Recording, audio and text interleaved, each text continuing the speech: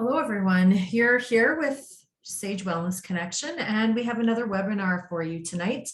We're going to continue our journey along talking about the dimensions of wellness, but tonight we're going to focus on social wellness. So as we get started, we'll introduce ourselves and then we'll introduce our special guest that's here to chat with us as well. So I'm Paula Iverson, and Shannon and I usually do this introduction, and what I have to say will merge into what she has to say. So just bear with us. But I've been in the health and wellness industry for quite a few years in various capacities, whether it's coaching or teaching or working in the human services field. And quite a few years ago now, I developed a keen interest in the holistic health and wellness, and in the areas of Reiki, aromatherapy, and meditation. And I still teach meditation and mindfulness at the yoga studio today. And then in a more formal capacity, I had taken a psychological health and safety certificate, as well as a certified executive life coach certificate, which then kind of led us into this phase of things, at least for myself, as far as the Rural Mental Health Project. And it just seemed to pair really well with what we're trying to do as far as connecting or using our knowledge to connect with the community as a whole. I'll let you go ahead, Shannon. And I'm Shannon Fife, and we always joke, and whether it be our podcasts or our webinars, that even though all of these things that we write down about ourselves look like we just copied each other's, we actually didn't know each other when we started this process. So I think the universe seemed to just bring us together because we had those same interests, which led us down kind of similar paths and similar journeys. So here we are today with, following some of our own passions, and that would be the yoga and the supporting the mental health and well-being of people in all kinds of capacities, whether that be in some of our formal careers that we've had and continued throughout our lives in supporting families and individuals, whether there be diagnosis involved in that or not. But it seemed to all collectively come together with our education and our passions and our desire, right, to really change what people thought around mental health and well-being. And I think that's also what brought us together with the Rural Mental Health Project, is because they were promoting those very things in an area that we have lived quite a bit of our lives now. So I think it's just such a great blend. And then bringing like we said, our own backgrounds and education and experience to that table has been great fun. I really have to say that I've loved being a part of the project, loved having the opportunity to do podcasts and talk to people like our special guest that we're going to introduce to you here shortly, just to really highlight the strengths that we have here within our community and really find new and meaningful ways that we can support each other with our mental health. Absolutely. So we will hand it over to you, Christina, to introduce yourself today. Thanks, Paula and Shannon, and again, thanks for the invite this evening. So I'm Christina Harvey. I'm a Health Promotion Facilitator with Community Addiction and Mental Health. So I'm based out of the Wainwright area. So I cover the MD of Wainwright, the MD of Provost, east half of Beaver County, and I try and get up to Minburn County when I can. And part of being a Health Promotion Facilitator is really working in the community, focusing on addiction prevention and mental health promotion. So I have many great community partners, including Shannon and Paula, that I work with, just to promote really overall wellness as well in the community, because we know that definitely ripples down into addiction prevention and mental health promotion. I've kind of been in the human services field for probably 30 years, I guess, in various capacities. And I've been with Alberta Health Services going on, it'll be 5 years in April, which I can't believe, but yeah. So thanks again for inviting me, and I look forward to our discussion this evening.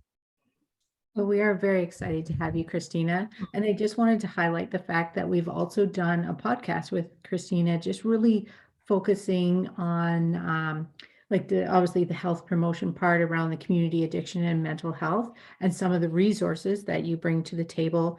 And I think we just highlighted some great things too, as ways people could just reach out. So I'm hoping that this evening, again, we'll be able to just highlight some of those things. But if you have the opportunity to, after this webinar, check out that podcast, I think that you'll find that there's a wealth of knowledge in that as well. Mhm. Absolutely.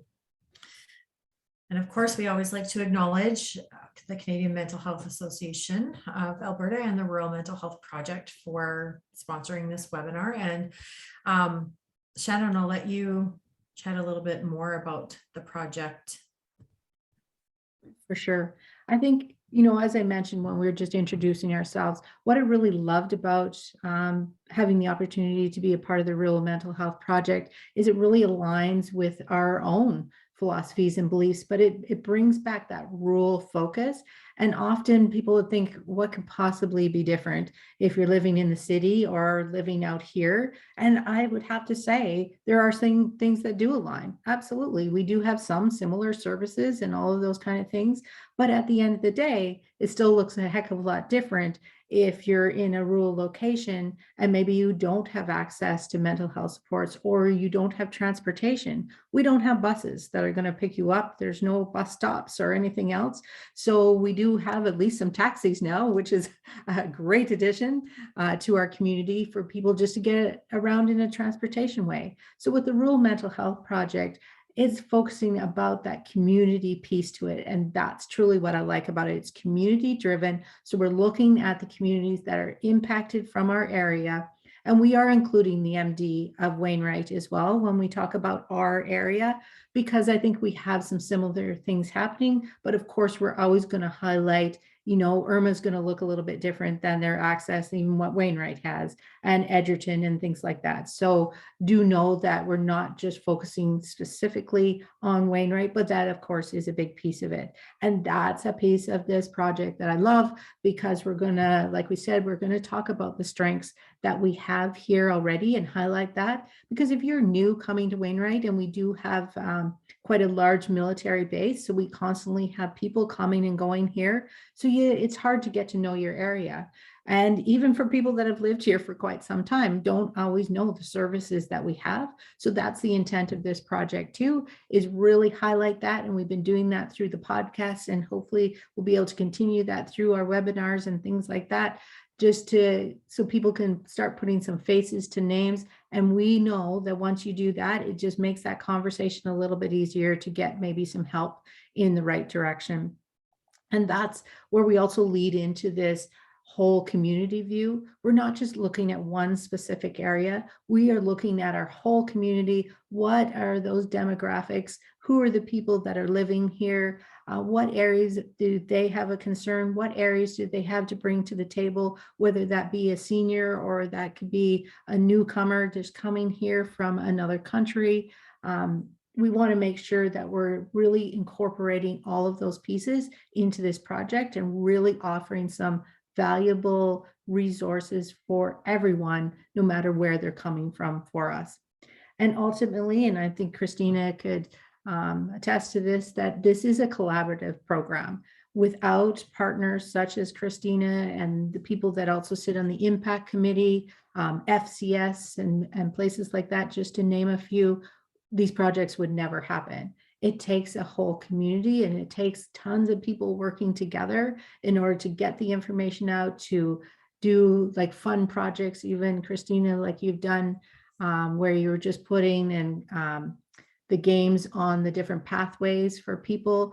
I know the weather kind of got in the way a little bit around that, but what a great little project, right? But it's not one person can't do that, because we also have many things already that are expected out of us, regardless of what our role is.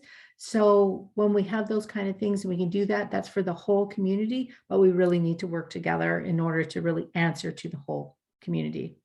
And then that just leads us into that developmental piece that I referred to earlier. It doesn't matter if you were just born yesterday or you've been here for 100 years within this community or even more. We're hoping to represent you somehow in this project and find the resources that you need to support you for the best life that you have while you're here. And lastly, but not least, of course, we want to say and reduce that stigma, bias, judgment, all of those kind of things. When we use those words, mental health, something comes up in our mind of what that looks like or what that means. And what we want to say is it's 5 in 5 people that have mental health. We all have mental health. That doesn't mean we are all challenged by our mental health, but doesn't mean we all can't be challenged by our mental health. So it's really important that we address those kind of things and provide the support at whatever level, because it's just being human means you have mental health. So Exactly, just like we all have physical health. It's yes. the same thing. We all have mental health. And I think as we lead into the 8 domains of wellness, we'll see how interconnected everything is, and how I'm hoping that by having these conversations that we'll be able to see that, like you said, Paula, it's about physical health, it's about financial health, it's about intellectual health. All of those things are about our mental health as well. Mm-hmm. Absolutely. Yeah, that's definitely so important to note, because that is, like you said, that's part of reducing the stigma. So we'll talk a little bit about our wellness philosophy, which if you haven't tuned into a webinar or podcast before, we talk a lot about the 8 dimensions of wellness and the wellness wheel, because it's such a great visual tool, and it just makes so much sense to us. And so we wanted to share that philosophy with others. And so it really, by looking at this view, it really offers a complete picture. We're able to have a true holistic approach to our well-being. So it encompasses all areas of our life and how they are interconnected and interdependent on each other. Mm. And of course, Shannon, you talk a lot. You talk best about this when one area is out of sync because of your tire analogy. So if you want to take it away. And I think I always just keep going back to the tire thing, because to me, it is a visual that I can understand as well. And many of us do drive, or even if you have a bike, it kind of, the philosophy still fits. Yeah. If you're just biking along, no matter if that bike has 3 wheels, 2 wheels, whatever it is. But when we have a tire on that wheel, whether we're biking or we're driving, and it doesn't have the right amount of air, we know not only are we going to get a light on our vehicle telling us that something is out of sync, but we know that our vehicle isn't going to work as well. We're going to be kind of potentially limping along. Or I know I've been on my own bike and haven't had enough air in the tires, and it's not a very pretty ride. It's a pretty tough slugging along, and you're certainly not jumping over any curbs or anything. I tried that and it didn't go well either. So what we like to say is that wheel represents all of the aspects of those 8 domains. And like we were saying before, it could be your intellectual side to your occupational, your job, your physical wellness, your financial wellness, even the impact of the environment. And we'll get into that in some other webinars too, because sometimes we don't understand what each one of those pieces mean. But all it takes is just one of those pieces could be out of sync. And I think that that's why we wanted to bring Christina on today as well, because of having that background and understanding around the social wellness pieces and the pressure sometimes that we put on ourselves around that. It can feel out of sync. Or the last 2 years have really made us feel maybe a little bit more isolated. And made us realize the importance of our social wellness. Absolutely. Yes, and we've had to redefine it, right? For in sure. so many ways. And I think, as I'm looking at this wheel, we don't kind of realize how these, I don't know, I kind of see a pie here, right? And makes up 8 pieces of the pie, and how one piece makes the pie whole, but all the pieces together make it really more, I don't know, delicious, if we want to go with a pie analogy, I guess, but how they're so interconnected as well. So actually before I joined here, I went and actually did some physical wellness. So I work out every Tuesday. But at the same time, I was doing social wellness because there's a group of us that are always go at the same time, right? So we may not talk that much because we're trying to sweat and work out and stuff, but we're still together, right? So we're improving our social wellness, which then in turn is going to impact my emotional wellness as well, right? Feeling good, seeing other people smiling and working hard, and that togetherness. And we know the link between, physical doing physical work or whatever, and how that impacts our brain as well. So right there, it fits into the intellectual wellness, right? It can stimulate some things and work together. And then that can help maybe be able to look at those other pieces here. After you kind of do some of those pieces, you maybe can see the rest of them in a different light, if you kind of take some time in some of these different pieces. So yeah. I think you bring up such a great point, right? And just what, I don't know, we want to call it simple act, but one act of doing one thing has impacted so many aspects. And that's why when we talk about the tire, just by filling up that tire just a little bit more, and you did that by going to that, making yourself go down there and do that physical wellness, whether you loved it or not, didn't matter, but you also got that other piece, right? That is important. And it doesn't mean we have to be sitting there having a back and forth conversation. Just sometimes people just being in the room answers that social wellness piece of what we needed. Well, and if you really like, since we're talking about how it's interconnected, we could really look at any of these. And I mean, sometimes it's thinking outside the box to really see how they're interconnected, but financial wellness, going to a class is way more economical than doing something private. Sometimes private is what we need at the moment, but if you're looking to be very fiscally, financially responsible, sharing the costs with others in the group is going to work out way better. And then even looking at if you're feeling well socially and physically and emotionally, like you first said, Christina, your occupational wellness is going to naturally just be higher because you're coming to work with your tire a little bit more pumped up. So it's really, and I mean, again, intellectual, of course. We don't want to go into all of these too much in depth because we are going to have separate webinars, but it really is important to note that we are never going to ever solely talk about one piece of the pie, because to make it truly delicious and whole, we have to look at all the pieces. And when you're going to an exercise class, it taps into your intellectual wellness automatically, because you're typically not doing the exact same thing every time. You're learning something new, which feeds that intellectual wellness. Absolutely, for sure. And I kind of like that analogy around the pie, because in that balance of it, when we see a pie and we see it whole, all of those things really gives that good visual of that connectedness piece for sure.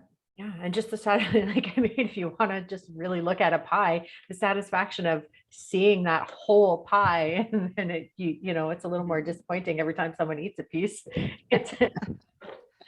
So anything that is like a circle, we're looking at really, it's such a great depiction because it is the whole picture.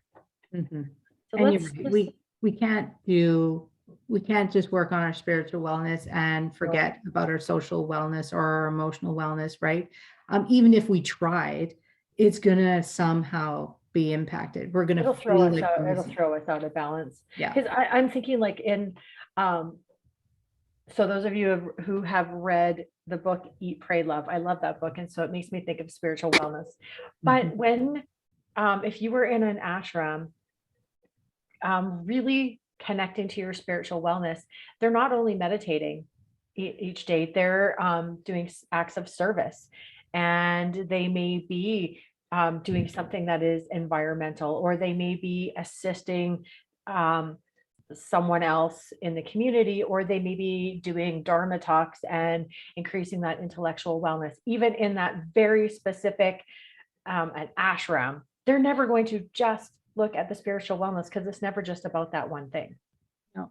Yeah, I think that's such a good reference, because that's even how we started.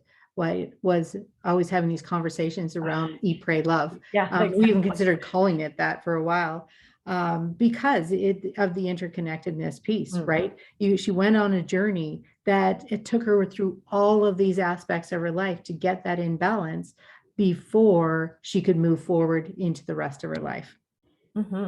Absolutely. Well, let's dive a little bit deeper into the social wellness to really get a good, clear picture of what that means.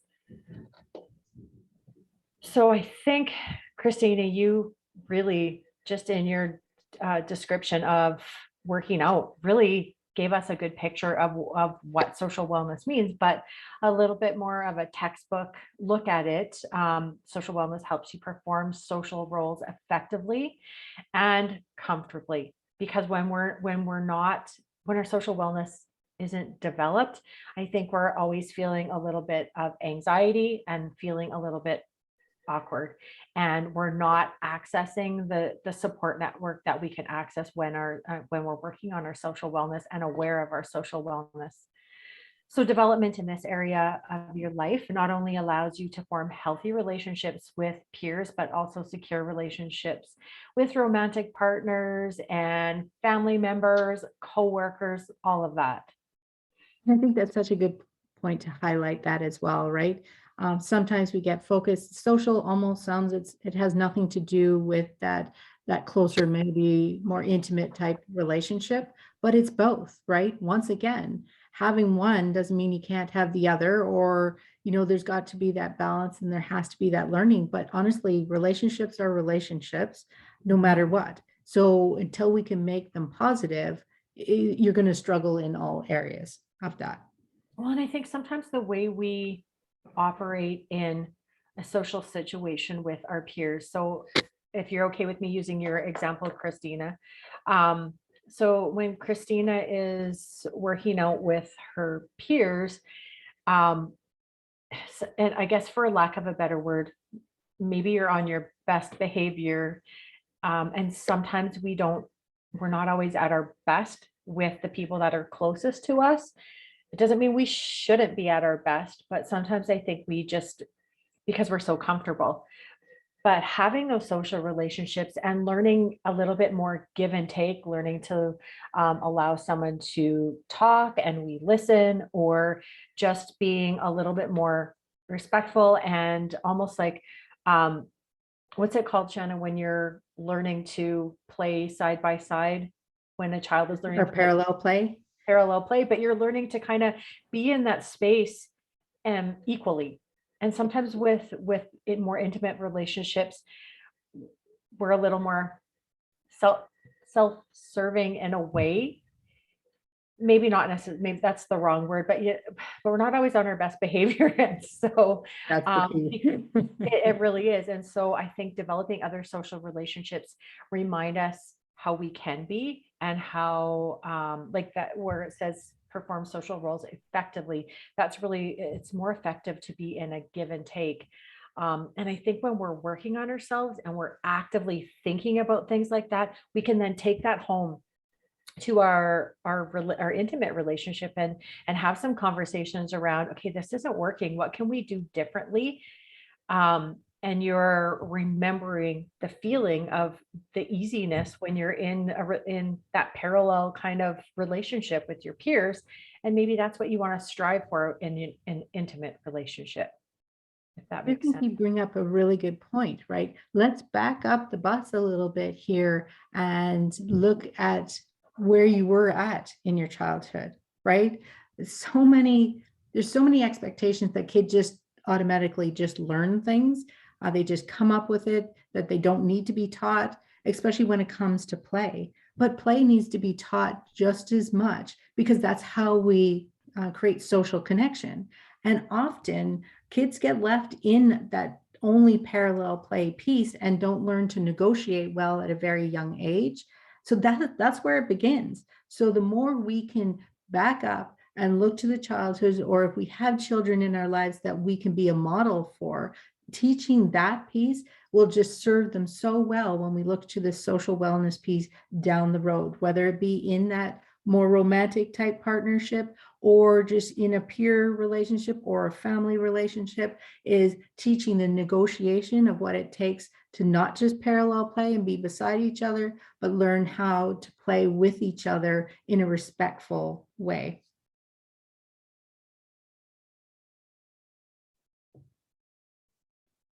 And I think this just brings up a good point, right? That we've heard probably a lot in the last 2 years of that when we talk about it a little around that isolation piece, that we're not alone in this world, but at times we can feel alone, especially when our world feels like it's falling apart and you're not aware of somebody else maybe that has actually gone through the exact same thing.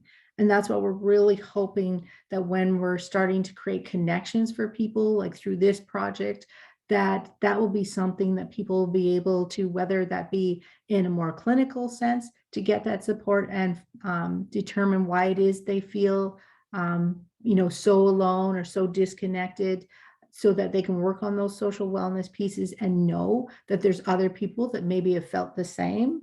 And, whether at the same time, or maybe they're in totally different times of their life, but still the same feeling exists. So that's a piece we really want to teach people as well. Yeah, just to know that someone else gets where you're coming from is huge. It just takes a lot of, I guess it brings it down to even a manageable piece of your life, because you realize that it's not just you, and it's not something abnormal. Well, and having Well- participated in support groups in a variety of capacities, that's, I think, the one thing that is the running theme, is I always hear from the participants is exactly that. Oh, I had no idea you felt the same way in doing that, or that happened to you as well. Because when things are happening, it feels like they're only happening to us. And that's why we can step away from, whether it be social situations, or if we can talk to someone, that has that maybe social anxiety piece, right? And they don't know how to go from parallel into actually making the steps and initiating social interaction. And knowing that someone is going through what you're going through, or something similar to what you're going through, just opens up the conversation as well. And I think that's a big thing. That's a very positive thing. And we've seen that in our support groups, where it's not necessarily that there are people are going through exactly the same thing. They just see that someone else is going through something just as difficult, and it's like, okay, let's have a conversation about this, and then I can contribute to what you have to say, and you can contribute to me, and it's a give and take. And it's great. And then And I think it's just interesting that we've been able to continue that even though we're not doing it in person. So, like say 2 years ago, March, if you said to me we would be doing all these things on Zoom, I'd be, first, I'm like, what is Zoom? And two, oh, I can actually do it myself. Oh, this is interesting. But it's interesting that you bring that up, because one of the programs that we have in Central Zone is called Move Your Mood, and we were actually started it today for postpartum moms. And it's always interesting when you see different people just on the screen, right? And they're letting you into their world. They're showing you, they have their babies with them, some of them, and or if it's nap time or whatever, but you usually get to see a baby 2 or 3 or 4. And you can just honestly see faces change as well, right? So you might start and you're thinking, I don't know if I want to do this, and that kind of okay. And then you stay with it and you try it, and then you see, hey, like this isn't actually that bad. Like people are experiencing some of the same things that I am. And actually I can have fun with other people, and I can be goofy too, and it's fine, right? We're all doing it together. So it's that empowerment when you're with a social group, right? It empowers you to kind of be yourself, be comfortable with yourself, and share yourself with others as well, which is just great. So if I go back to my exercise example, sure, if I was thinking about competing, for example, in this exercise class, I probably wouldn't go back because there are people there that are just knocking it out of the park. On the other hand, think about the benefits that I'm getting, which I've already explained, by just going. It's not about competing, it's about being together and encouraging each other. And, some days you push yourself a little bit harder than other days, but that's because you're with other people as well.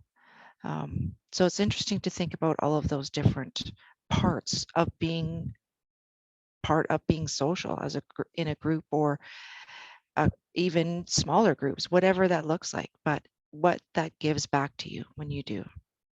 I like that part too, right? Sometimes whether it be that silliness or maybe not that it has to be a competitive level, but that drive to want to do a little bit more because you're in that group. Sometimes it opens up things that we've never thought of or thought that we could do, right? Maybe we didn't think we could be silly when, you're talking about postpartum. That's not exactly a silly topic, but it allows to just take that down. And it's okay to laugh at some of the things happen because of things that aren't the greatest things in life. But that sense of laughter, to bring that back to somebody, it just seems, such a great thing. And it just opens up, another part of their world as well. Yeah, it brings the humanness back to the situation. Sorry.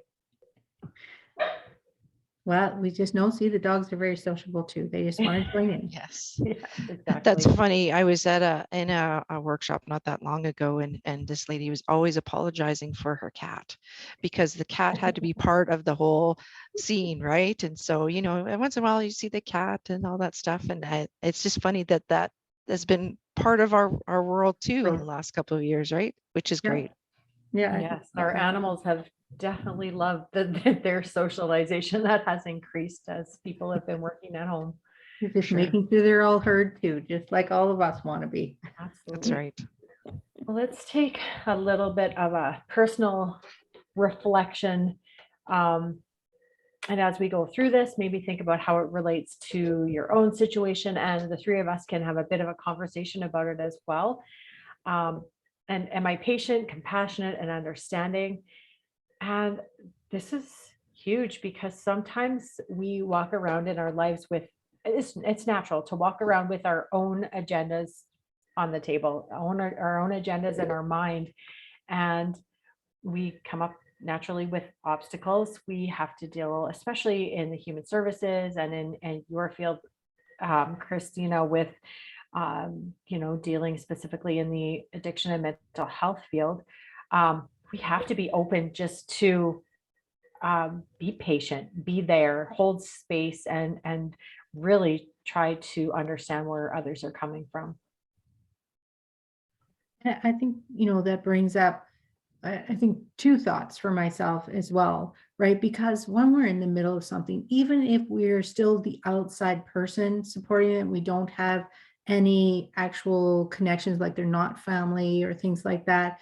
When we're in helping professions, we want people to move along too, right? We want to know that the help we've given moves them, right, from point A to point B. But really, we do have to call upon our patience and compassion to understand people are at where they're at. And it really becomes our job, whether it is our family or people that we serve, to be where they're at, not where we need them to be at. And I think even socially, right, that we're kind of called upon those things, and we can be a little bit impatient for all of those things. But I do think it's important to carry those three, what I would call virtues, with us. Mm-hmm. Yeah, and actually, that's interesting. That just makes me think of empathy. So I actually was teaching psychological first aid this morning, and part of our looking at that is looking at empathy. And any of you, if you YouTube Brene Brown, Empathy versus Sympathy, it's an excellent video in terms of thinking about empathy and just walking with someone else and being okay to be vulnerable with someone else and just hold space for that. And not only being compassionate to someone else, but being compassionate with yourself at that same time. And so that kind of what comes to mind for me as I look at that sentence. Well, and I love that video because it really teaches us or shows us that we don't have to have all the answers. And I think that can lead us right into the next point of, do I practice active listening? Lots of times people are not looking for your advice, and because it's stressful for us as well to have to feel like we have to be giving this profound statement of advice or guidance. We can just simply listen and hold space for someone, and that's going to mean so much. And that's being empathetic, is doing that. You know, if we're going to back up to what we were talking about earlier about the difference of what we might be willing to do for a peer to maybe a closer relationship, maybe we don't do as much. And there's the one piece that I love about when we teach virtues is that companioning teaching of, and it is all around that active listening of stepping back and actually letting the other person finish what they're saying. And I have to struggle with my patients all the time. I think I have brilliant ideas and I think I know what they're going to say. And I just get excited about saying things. So it's a work in progress, we'll just say, always for me, because I get so excited about wanting to say something that I forget that I quit listening, that I wanted to just say what I wanted to say. But so I always reflect upon that too and think, okay, did I actually listen to what that person had to say? Just because I think I have some brilliant things to say, or I might forget it and then I need to say it. Instead, just allowing them, like you said, to just say what they need to say. And I don't always have to be called upon to fix it either. Yeah, and I don't think that it definitely don't think it, for many people, that it's coming out of a negative space to want to respond, and it's coming out of a helping space for sure. But yeah, you're right, Shannon. And I imagine you put a lot of pressure on yourself to be that person all the time that has to give those answers. Mm-hmm. And it's interesting. I was just reading this from Stephen Covey. He says, the biggest communication problem is that we don't listen to understand. We listen to reply. Yes. Right. So just be present and let people just say what they need to. And again, I think it comes back to that vulnerability, is that because sometimes that's not very comfortable.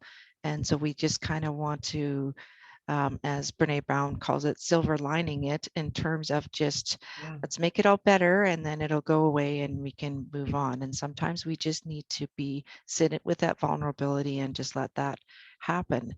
And just, it's amazing to watch how that connection with somebody grows when you're able to do that. Yeah. And it would foster that for yourself as well. Like I think it would empower you to be able to be that person, just to like holding space. It doesn't sound like it's a lot, but it is a very intimate, and it is a very personal thing that we're doing for someone, just to be able to be there and allow them to their being vulnerable, and we're there just being able to catch that and hold that for them. Very the other thing that I love with Brene Brown, right, because it taught me so much, because I do want to make things better for people, so I can be that at least person. Well, at least this, well, at least that, right? Because I want them to see the positive side of it. But the impact of saying that, right, really isn't giving that space, right? Or, credence or whatever you might want to say to how important it is to that person to just be heard in what it is. Mm-hmm. Yeah, for sure.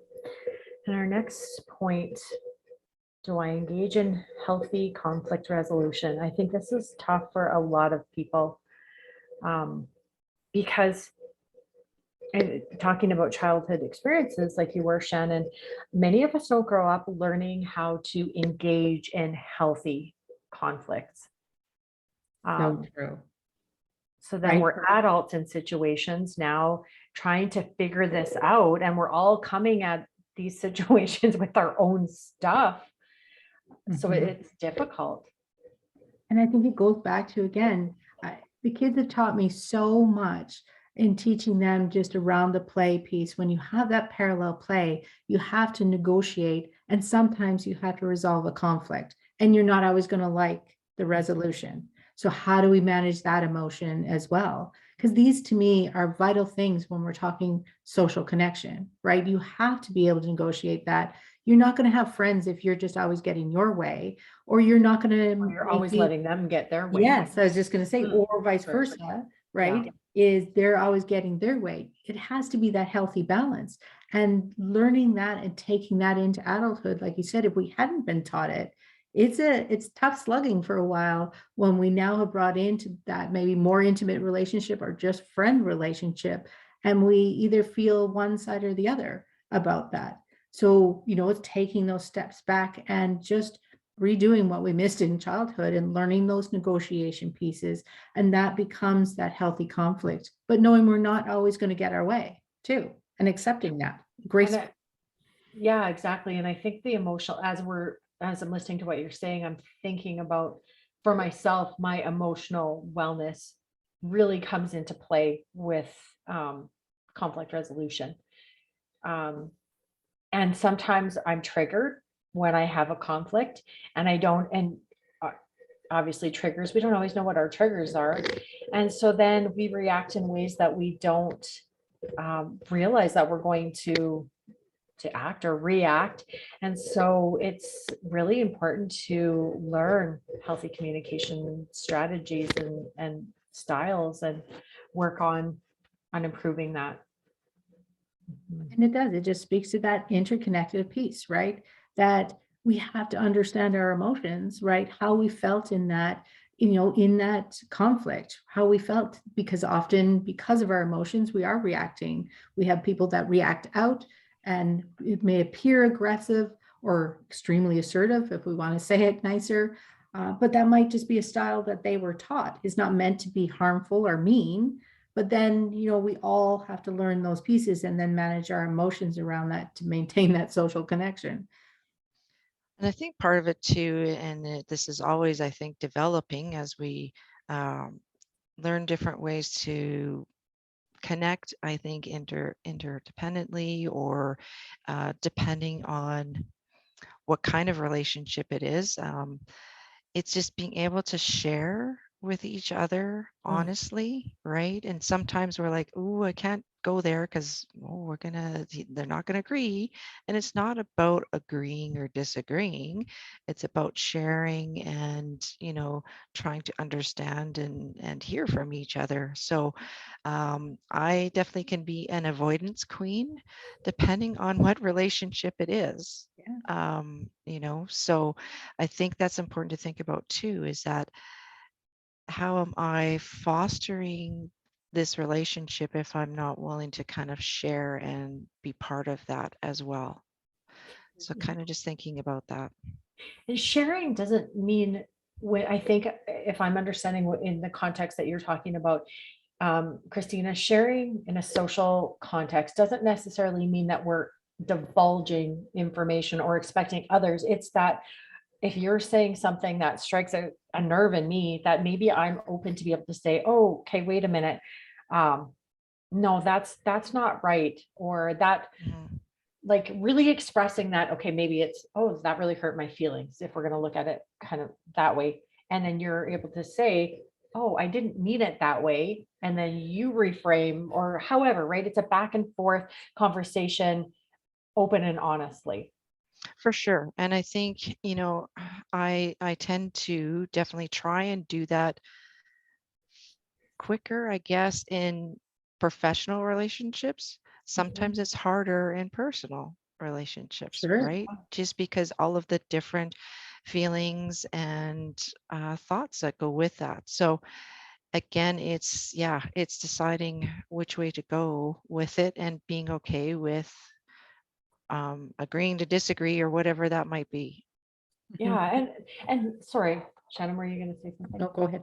And sometimes it's developing a vocabulary that works in those situations. So you're not, I guess you're able to express yourself without second guessing, without invoking too much stuff and emotions, it's so, do you understand what I'm meaning?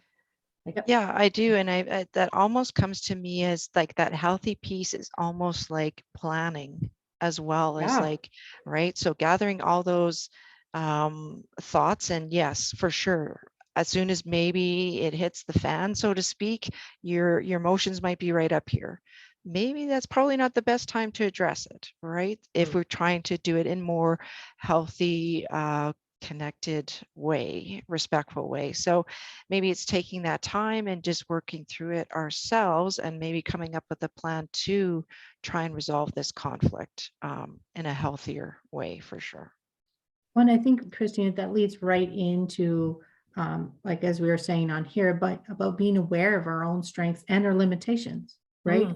If we have that strength where we're confident to speak out about it, but maybe we know our limitations, we'll avoid it, right? Yeah. So it might come across that we're really confident we're going to tell you what's going on, but it's only in these situations where I feel confident with my professional peers. I'm going to tell them right away how I'm feeling, how it's going to go, all of those things.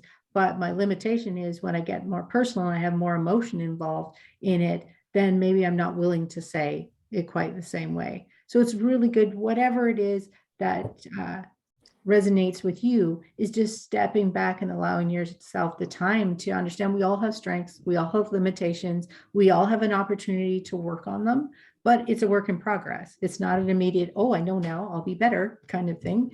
It's a work in progress. Well, and then I think it goes right into, do I communicate effectively, right? Like all of what we were just talking about is interconnected just in this one domain. Yes. And I think all three of us, I know for a fact, we all took interpersonal communication in school, probably more than once as well. And so we still have to work on it. I think it's just always learning and knowing that that you can learn, and that there's new ways, new things that you can access to be able to support you in your communication style, and learning about your strengths and limitations. And so taking some classes, talking to other people about it is natural, normal, and it's going to help with your personal development. And it's going to build your confidence, right? To be able to do it. Because you're right. It doesn't matter. I could have taken that class. Well, I do remember taking that class, I believe, when I was 19, and I kind of thought it was stupid, to be honest. It's like, oh, these people don't even know what they're talking about. I really felt I knew something at 19, right? But I think I've learned across time, oh, right, I guess they kind of know what it is. And sometimes it takes a little bit more maturity, a little bit more life experience to add to it. So yeah, as we go along our journey, it's going to look a little bit different each time that we go back and we reflect upon that as well.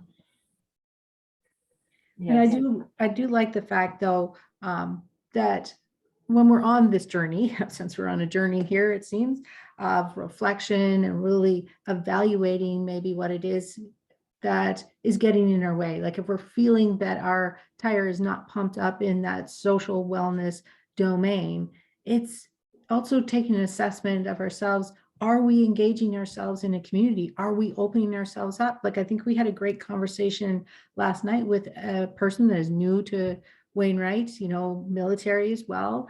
So that's what they're trying to do, right? I think that's so ingrained in them because they've lived in multiple places. They know that importance, that they got to reach out to the community because they're not always going to have their maybe core family and friends around them. So she sees that within herself. That's something that's really important. And she's taken the personal responsibility to say she's got to step out into that community if that's something that's important to her as well, and look to see and ask the questions about what is in her community that suits her and suits this purpose of her trying to build up her social wellness. Mm-hmm. And that's where you then do the things that you can do, like going to the fitness class. Mm-hmm. Yeah. And like for herself, she's kind of following down that path. That was something that is natural to her, is to go to a class. So as well, that's where she goes, and is a great start for her to kind of get herself out in that community and find those pieces. But Shannon, we've talked about this before when we've talked about social wellness. It can be smaller. It can be going to the store because you have to get some groceries or whatever anyways, and actually engaging with in conversation, even if it's just with the person that's at the till, because they might be needing a little bit of back and forth, asking how their day is, and they might ask you something. That really is, I think we take that for granted, but why isn't that social connection? We're still connecting with another person and asking those questions, getting a response. I think it's more meaningful than we give it credit. And I just heard a great story yesterday of a young lady that maybe her childhood wasn't, as, as good as we would hope for. She was living alone. I don't even think she was 16 years old. And she had just been left on her own to try to manage her own life at that time. And she said that's exactly it. She would go to the store, and those are some of the things she does remember. The person that would just smile at her and say, hi. She said that was so important to her. And she said, maybe for some people it seems stupid, but for her, just somebody looking in her eye made her feel like she was important enough to be on this earth. So that's a pretty small thing that I think we all could do, that can have a pretty big impact.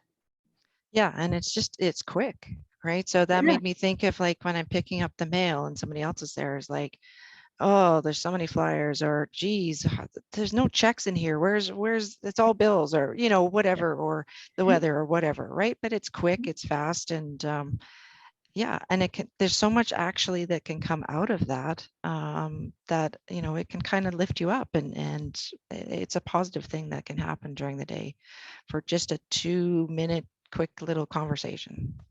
It's a change of mindset and what I'm hearing you say. It's changing from just getting in there to get my mail or get my whatever I'm getting from the grocery store and get out. It is an opportunity.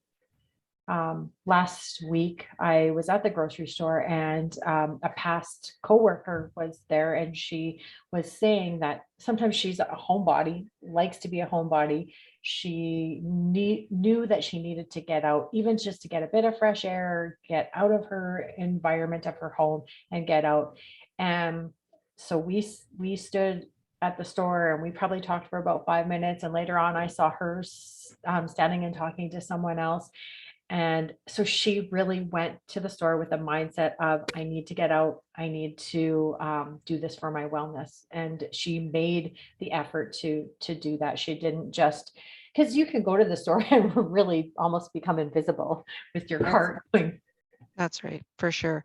And it's interesting. So some of you may be aware there that the Wainwright Rustlers on Saturday night had a mental health kind of night and focus on that. And the three of us were there with some of our other colleagues in the community. And so as Shannon mentioned, our coalition, we were doing some of the painting of different things in the community, just activity, family games or whatever. And so at that time, it was during the summer, and I had a youth at that time.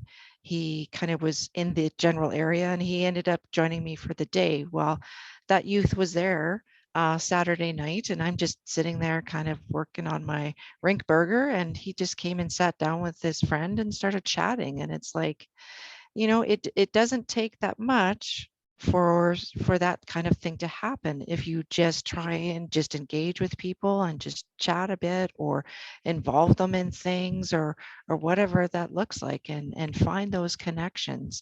I know I understand it helps. I've known this youth for a while, but still, for a teen to come and sit down with me is pretty cool, I think. Oh, absolutely. It is. And I think we've said this lots, I think talking years ago now, we had really talked about a community program where we did engage youth that way, because when they know and they see somebody eye to eye, it is way harder to do something negative within your community, because all of a sudden you are connected, and all of a sudden they might just matter to somebody, right? Obviously, when you gave him the right cues when he came over and sat down and you engaged, that tells somebody they matter, that you remember, right? You're not looking at him saying, sorry, buddy, I don't know who you are. Why are you sitting with me? You remember what he did And all of a sudden he's been of service to somebody as well. And we just talk about that whole wraparound of all those meeting those other aspects in our wellness wheel, just in one small interaction that started something bigger and broader for him. Well, and I imagine something you probably did, Christina, is you probably remembered certain things about your last interaction with him. And I think that's a strategy that we can use, especially if you're not, like for myself, I'm not an extrovert. I have to work hard at opening myself up and being a little bit more available when I'm in social situations. And so that is a strategy. I do try very hard to remember if someone tells me that they got a new job or started a new job. I try to remember that. So when I see them again, I can have a conversation with them about that and actually find out something about them. And for youth, I mean, that's huge to be able to, that, you might have remembered something about them. And I think too, you never know what kind of day somebody's having, right? Mm. So that 2 minutes at the grocery store talking about milk or whatever might have just been a great thing to kind of turn their day around. So kind of just, giving it a go and throwing it out there. And I think that's That something does- oh, sorry, Shannon. Oh, that's okay. I was just gonna it kind say- of feeds in You go into the ahead. story of this young lady. That's kind of what she was saying too. She wasn't having a great day. She wasn't sure that there was any value for her to continue to live in this world because nobody seemed to care enough to even come back home. And so we would think, gee, those are big issues, that how could one small, hey, how are you at the grocery store, even though I don't know you, made such an impact? Because all of a sudden she must matter enough that somebody was even just willing to say, hey, how are you doing? Good to see you today. Whether they knew nothing else beyond that, there's still that one little connection. And I was just going to point out, and this actually speaks to what I was going to say, is that is something we can control in a personal or professional relationship is, I guess, being mindful and being aware when we're with others of what's going on kind of externally for us as well.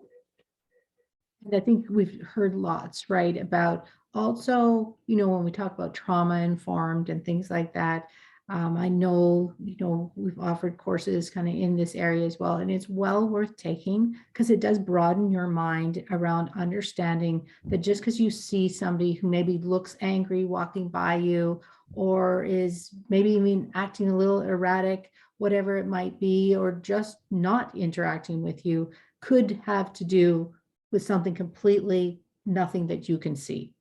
And it's just being really more open in your mind to say, hey, this isn't about me. This is probably something about what's going on for them, and just being okay with that and not taking that and internalizing it about yourself.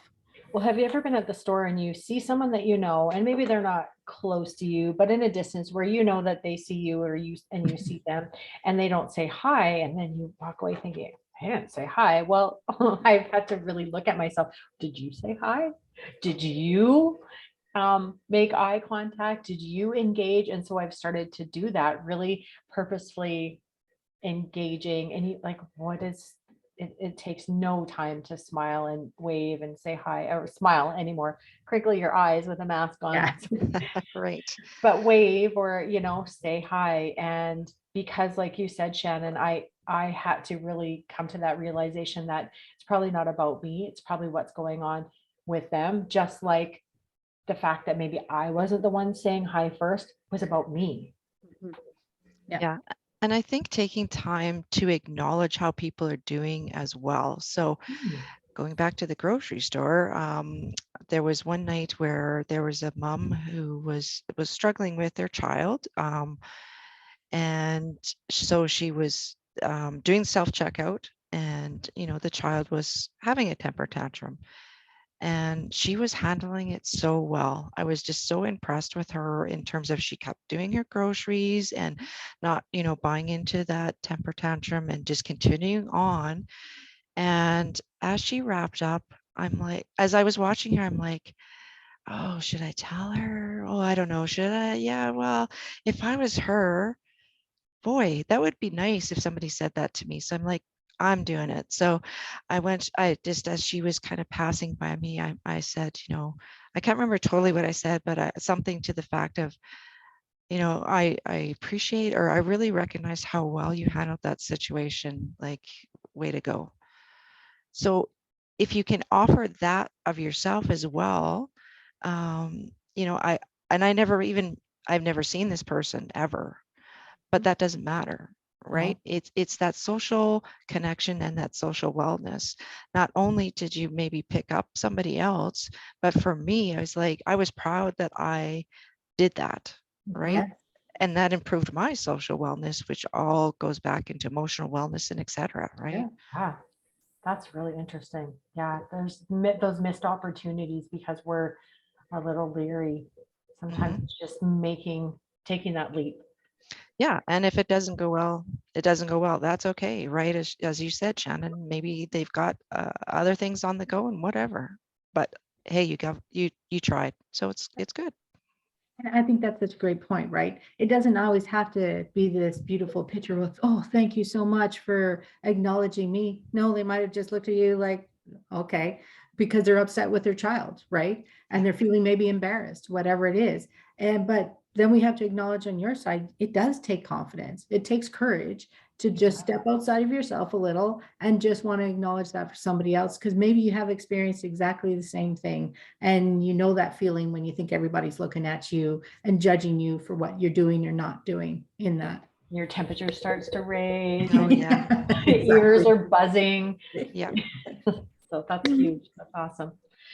So I think we've touched on a few of these, but I guess to look at it intentionally, ways to better your social wellness. So surround yourself with good people, having a strong support system. And I think those people can come from all areas, and they don't all have to be close, intimate relationships. If you have coworkers that you know are dependable and strong people, maybe you're not friends outside of work, but you know that that's someone that you can always look towards for a cheery hello, and they'll have a nice conversation with you for 5 minutes. That's super important. And I think, that's such a great point too, Paula, to bring up, even in teaching, whether it's our teens or, young adults as they move up into the world, is you can look to those kind of people, but how important it is to take that objective step back and say, are these actually good people for me? Maybe they're good people for other people, and someone else can handle maybe a stronger personality and maybe the sense of humor, whatever it is, but maybe for you, it doesn't work for you. Doesn't mean you're never talking to that person again in your life, but maybe you're just changing your boundaries of what that looks like for you. Mm-hmm. Yeah, that's a really good point. And seeking out those people that are good for you. And I think usually for me, when I think of a support system, it doesn't matter what role they play in your life, but typically the people that I'm looking for to support me are going to be healthy, healthier. Like, yes, we're all working on ourselves, and sure. we're all moving forward, taking steps forward, but they're going to be healthier people that I want as my support system, because I want them when I need them. I want them to be able to help hold me up, because that's usually when you're needing a support system. And I think, Christina, when we talk to you in the podcast, this is probably where we get into some of that conversation around addictions and social systems and expectations. If we're going to stay in, a certain group of people that aren't building us up, or the expectations are not something that we can live, if we want to call it live up to or live within, it can lead to behavior that isn't going to be positive for us in that long run, and where we could lead towards the addictions and things like that, because maybe we feel we need to perform right in a certain way that's outside of our character. So we have to do something that allows us that, that doesn't inhibit that movement in that direction. So I think we had, once again, such a good conversation around that the other day. Yeah, and it's really thinking about, what does this relationship bring for me, Yeah. right? It's not, I mean, it's two-sided for sure, but you're the only one that can put the boundaries for yourself.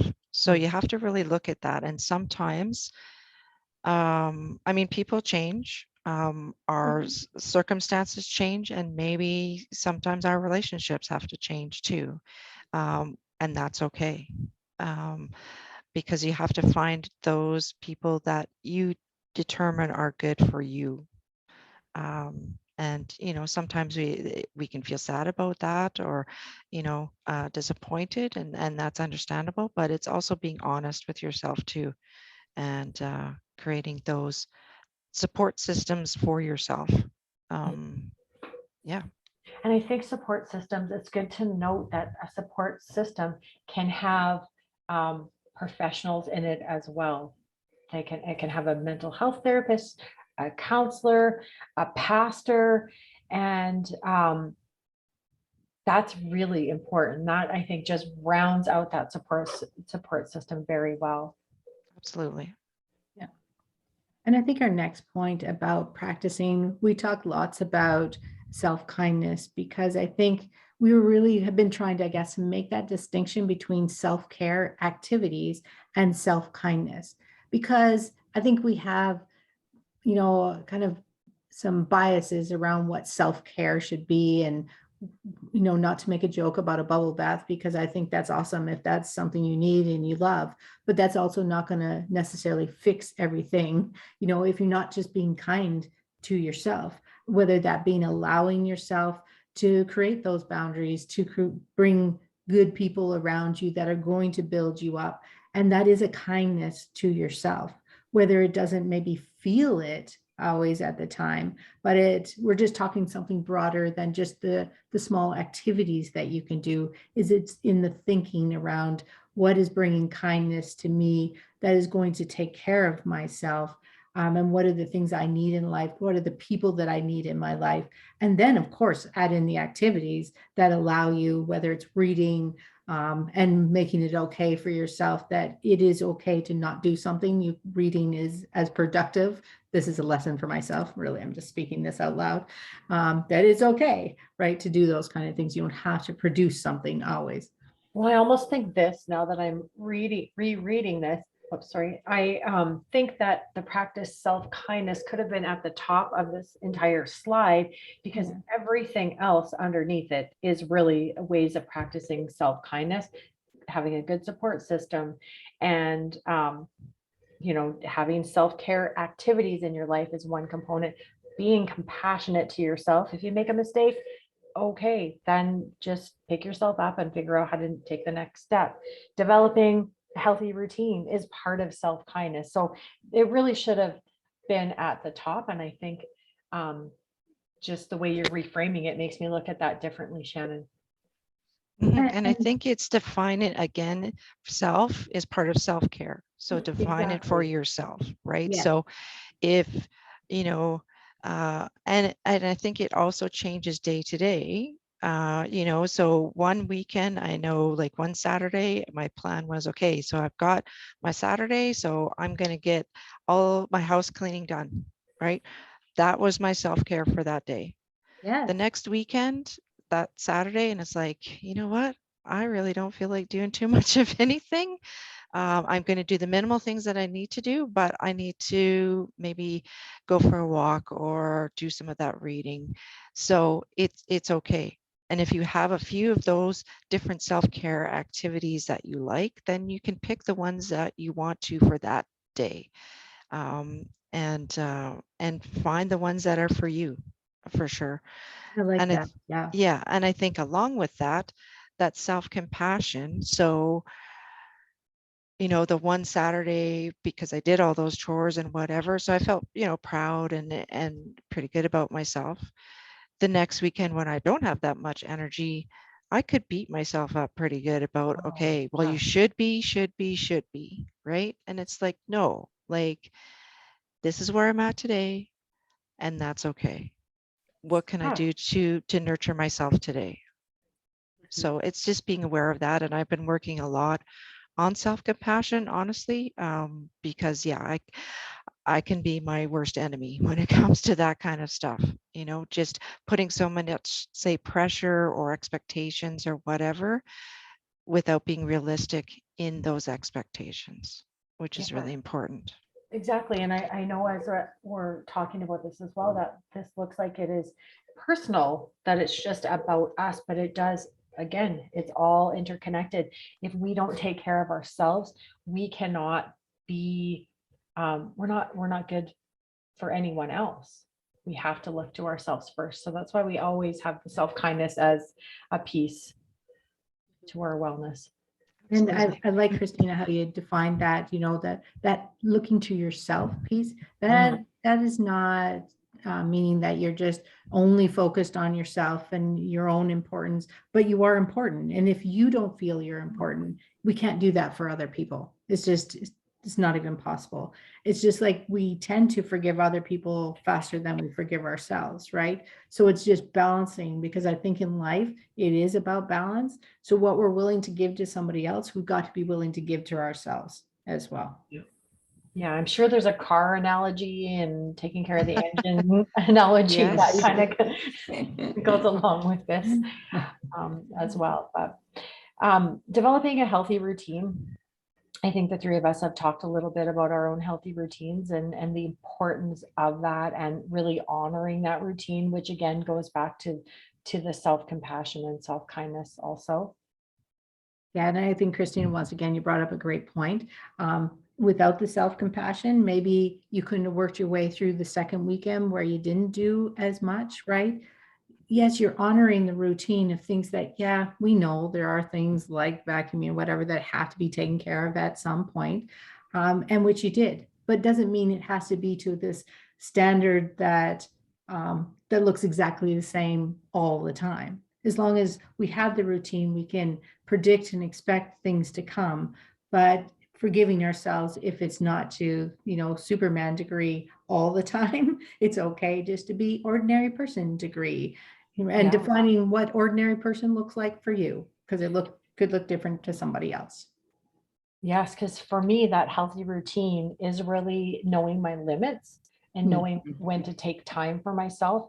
That's very important for me, for sure. And it looks different, maybe not daily, but it looks different weekly for sure.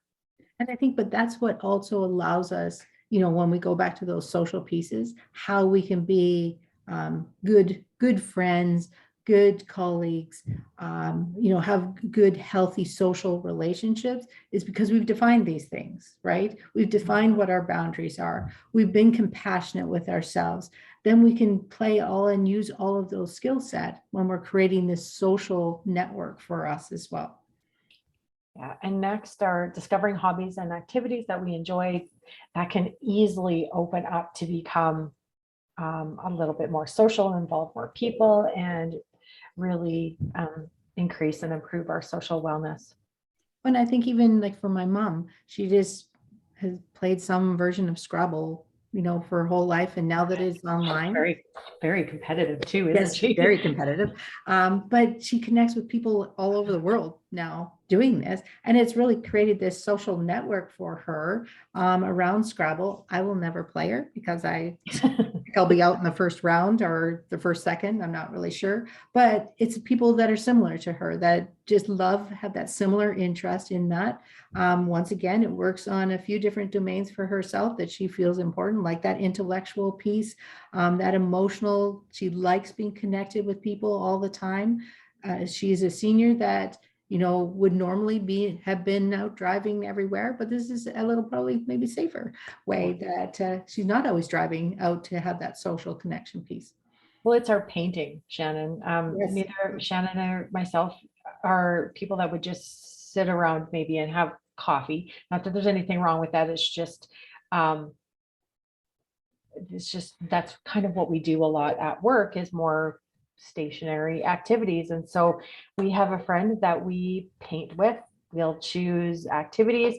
She gets right down to business, but that's when we kind of socialize and we have eat the snacks. We look at different pictures that maybe we could work on, but it really works. And it's something that it works differently for all three of us, but it's just a great way to work on our social well-being.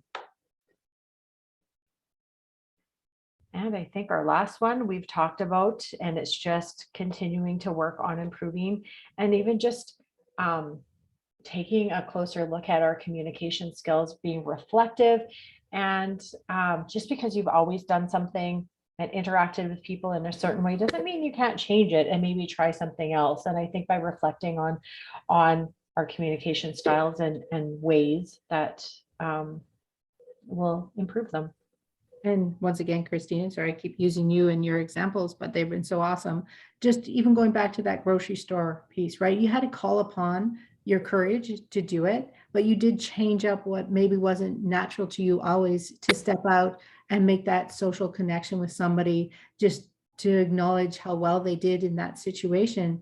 What a great way to work on that. Change up your skill set a little bit, add to your toolbox, if you want to say, all of those kind of things. And then it just opens up a whole different world for us when we believe, and obviously even better when it works out successfully, because then it just builds up our strength and confidence in that to go ahead and do something different. And this is where we're calling Christina once again, because this is why, we keep looking to you. You not only do the job you're doing in community addictions and mental health, but also doing the impact committee, doing the psychological first aid, and I could keep naming many things. But we did want to just talk a little bit about some of the resources that you are connected with, just so people are aware of that. And we made some good points even in the podcast as well about maybe just some initial connection points, because maybe they're not ready for a webinar or a training per se, but maybe they just need to make those first steps and connections too. For sure. So yeah, I have the pleasure of working at the Addiction and Mental Health Office here in Wainwright. And so we have a free service for individuals to come in and speak with a counselor, either about addictions or mental health. And so we have adult therapists, children's therapists, and a seniors therapist. And we also have an outreach service as well. Kind of the process is just really just call in, and there's just a little intake process, and then we get you kind of connected with a service provider, and you come and just have a chat and talk about where you're at kind of with addiction or mental health, whatever that might be. So that's definitely one service, but we also have other services in the community if you're looking for resources or someone to talk to. So FCSS has a great program as well, and for also adults and then children as well. So they're a great resource as well, and they have there also is the Family Resource Network.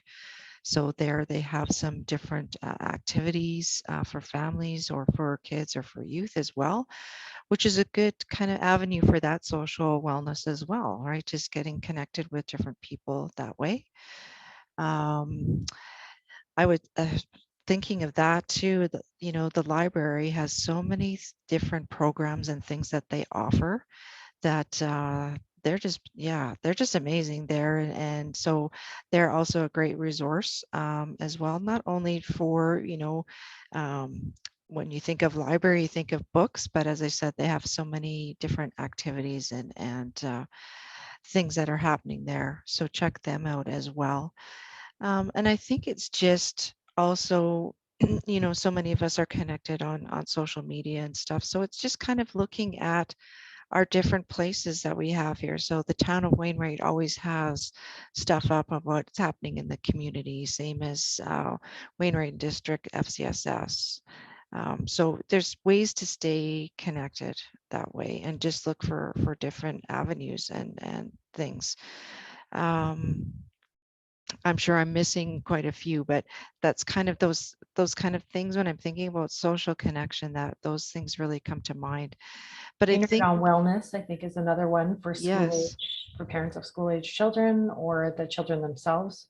absolutely. And, the challenge, as all of you know, is, with COVID, we haven't been able to kind of connect in the community as we wanted to in person, but find those opportunities where you can connect. So, for example, as I said already, we were there all together on Saturday, and so we were there and we're able to connect with each other. And if you're interested in watching a hockey game, come watch a hockey game, right? Bring somebody with you, so you can find those things to do.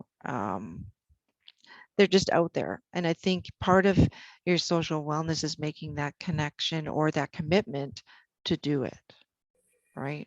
Yeah, taking that step. for sure. Taking that step, right? And sometimes it helps if you can match it with one of your strengths or things that you enjoy, right? So there's lots of great service clubs that are in the community. I volunteer with the Wainwright Stampede Association, and we're always doing things year round. Some people think, well, the Stampede's only kind of a week or whatever, but there's so much that goes behind that, right? So it's volunteering, whether it be, like, as I said, with something. That's always another great opportunity. And then there's lots of places where you can volunteer, whether it's service groups or maybe it's at a school or whatever that might be, right? It's just reaching out and finding that place. I really like that, pair your social wellness with your strength. That's would make it a lot easier for sure. Absolutely. And Paula, I kind of relate. I can be a wallflower sometimes too. And so, yeah, it's just kind of picking something that you like, match it with what you can find out there socially, and just go for it. Absolutely. I think that's some really great ideas, especially we did a seniors webinar, like senior wellness webinar, and we talked lots about really looking to your strengths. If you love to read, go read, right, to kids or help teach kids how to read. But I know Paula, Read to cats like my I was mom just going to did. say, remember your mom? She loved the cats. She loved reading, and it was such a perfect pairing that she read to the cats all the time. What a great thing that drew her Cats out. that were at a shelter. Yes, yes. Not the public cats, no, but she'd been the best person to start that program, actually. Yeah, no doubt.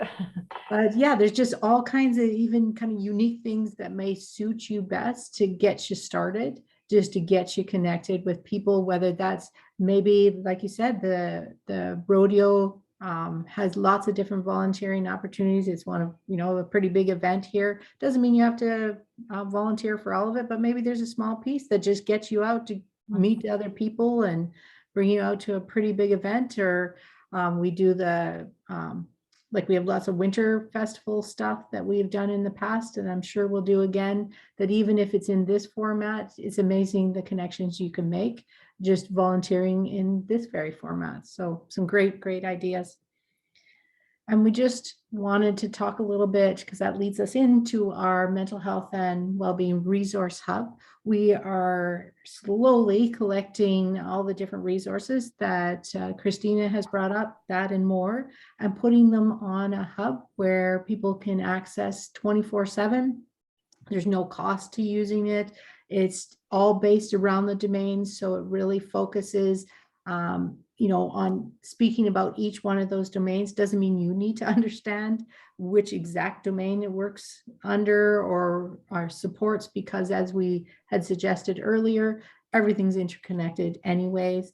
So even if you think, you know what, I'm just feeling stressed because Christmas, maybe I spent more money than I should, or it's just a natural time to really start talking finances.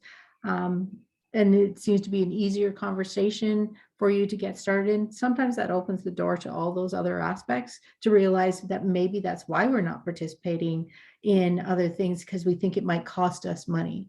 And maybe there's some great ways that aren't going to cost us money, that we can be a part of those volunteer experiences or whatever it might be, to build up the other areas. but then not feel the stress in that financial piece, because we've also found somebody we can talk to that can help relieve some of that stress and organize things for you. So there's just a whole plethora of different resources. We did speak of some, Christina's taught many different workshops and I would strongly suggest, if you've not had the opportunity to do the psychological first aid, it's not a long course, but it has great valuable information in it as well, just to get you started in the thoughts around that of how you could be supportive with somebody else's mental health and well-being. So sagewellnessconnection.com is our website. So take a look, and it's under the mental well-being resource hub as well. And so I think we're at the end of our webinar. Thank you so much, Christina, for joining us tonight. I think this was a great conversation. Yeah, lots of things for us to ponder. Yes. For sure. And I just wanted to, the last thing I kind of wanted to say is, so January 26th is tomorrow, and that's Bell Let's Talk Day. So if you kind of even Google Bell Let's Talk, there are so many resources on there. And it's just, again, highlighting that you can just be there and just listen and connect with somebody. So check that out. And thanks again, Shannon and Paula, for inviting me to be part of the webinar today. Well, thank you, Christina. We had a great time, and we've learned lots, as we always do every time we're with you. So thank you. Thank you.